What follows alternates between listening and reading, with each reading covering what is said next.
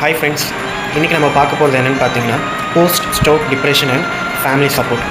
So stroke வந்த உடனே பாடி மட்டும் இல்லை, மைண்டும் ரொம்ப கஷ்டப்படுது. ஸோ இதுக்கு பேர் தான் போஸ்ட் ஸ்ட்ரோக்கு அப்புறம் பேஷண்ட்ஸ் வந்து எப்படி பிஹேவ் பண்ணுறாங்கன்னு சொல்கிறேன். ஸோ சடனாக ரொம்ப சைலண்ட்டாக இருப்பாங்க, உடனே வந்து அப்செட் ஆகிற மாதிரி இருப்பாங்க. ஸோ அவங்க பார்த்தீங்கன்னா ரொம்ப பேர்டனாக அவங்களுக்கு உங்கள் ஃபேமிலிக்கு வந்து ரொம்ப பேர்டனாக இருக்கிற மாதிரி. ஸோ அவங்களோட கான்ஃபிடென்ட் லூஸ் பண்ணுவாங்க. ஸோ ரொம்ப போக பார்த்தீங்கன்னா ரொம்ப டிப்ரெஷன் ஆகிடுவாங்க.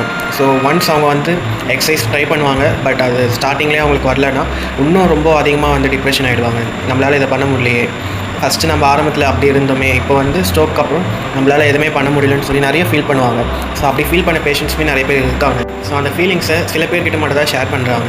ஸோ ஒரு நாள் எக்ஸசைஸ் பண்ண முடியலன்னா கூட பரவாயில்ல, அவங்களுக்கு வந்து நம்ம மோட்டிவேஷன் பண்ணால் தான் அவங்களால முடியும்னு சொல்லி மோட்டிவேஷன் பண்ணால் தான் அடுத்த நாள்லேருந்து அவங்க வந்து கொஞ்சம் கொஞ்சமாக ட்ரை பண்ணுவாங்க. யாருக்குமே எடுத்த உடனே எதுவுமே நம்மளுக்கு வந்து உடனே வந்துடாது. ஸோ ஒரு குழந்தை நம்ம நடக்க வைக்கணும்னா கூட குழந்தை எழுந்து கீழே விழுந்து திருப்பி எழுந்தால் தான் அந்த குழந்தையால் திருப்பி நடக்க முடியும். ஸோ அந்த மாதிரி தான் ஸ்ட்ரோக் பேஷண்ட்டு. நம்ம எடுத்தோன்னே இதை பண்ணுங்க, அதை செய்யுங்கன்னு சொல்லி அவங்கள வந்து ஃபோர்ஸ் பண்ணக்கூடாது.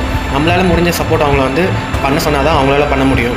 இல்லை அவங்களால முடியும், நீங்கள் பண்ணுங்கன்னு சொல்லி நீங்கள் தைரியமாக அவங்களுக்கு ஒரு சப்போர்ட் கொடுக்கணும். ஸோ அதுதான் இந்த போஸ்ட் ஸ்ட்ரோக் டிப்ரெஷனோட முக்கியமான பாயிண்ட்டாக நான் சொல்கிறேன். ஸோ இது அவங்க வீக்னஸ் இல்லை, பிரெயின் இன்ஜுரிக்கு அப்புறம் வர எமோஷனல் பெயின். உங்கள் ஃபேமிலியில் ஸ்ட்ரோக் பேஷண்ட் இருந்தாங்கன்னா இந்த ஒரு கேள்வி கேட்டு பாருங்கள்.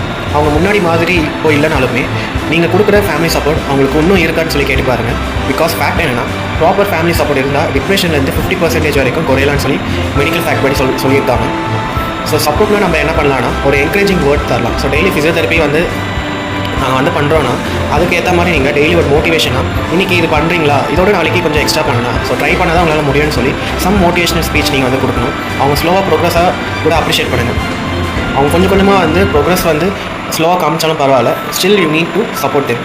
உங்களால் முடியும், நாங்கள் இருக்கோம் கூட, நீங்கள் எப்படி இருந்தாலும் பரவாயில்ல, நாங்கள் உங்களை சப்போர்ட் பண்ணுறோன்னு சொல்லி நீங்கள் கண்டிப்பாக சப்போர்ட் பண்ணணும். இதே அவங்க இன்னும் சில ஸ்டெப் நடந்தால் அதுக்கு பிஹைண்ட் இருக்கும் ஃபிசியோதெரப்பி மட்டும் இல்லை, உங்கள் லவ், பேஷன்ஸ் அண்ட் சப்போர்ட்.